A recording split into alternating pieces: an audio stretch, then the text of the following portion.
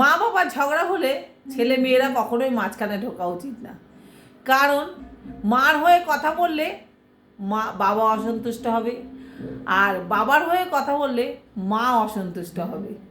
মা বলবে, আমি তোকে পেটে ধরেছি, তুই এরকম করতে পারলি? তুই বাবার হয়ে কথা বলছিস, আমার প্রতি তোর এতটুকু মায়া নেই? আবার মার হয়ে কথা বললে বাবা বলবে, আমি সারাদিন গাধার খাটনি খেটে রোজগার করে তোকে পড়াশোনা শেখাচ্ছি, তোকে মানুষ করছি, তুই মার হয়ে কথা বললি, আমার প্রতি তোর একটু দয়া মায়া নেই? এই জন্য মা বাবার ঝগড়ার মধ্যে এতটুকু ঢুকতে নেই। তারপরে তো ঝগড়ার পরে মা বাবার কথা বন্ধ হয়ে যাবে, তারপরে তো ছেলে মেয়েকে কাজ করতে হবে পিওনের।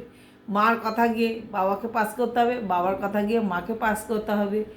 এই করে মাঝখান থেকে তারা পড়ে যায় ফ্যাসাতে। এই জন্য ভাই, মাঝখানে না ঢুকে সাইডে দাঁড়িয়ে পয়সা ফেঁকো, তামাশা দেখো।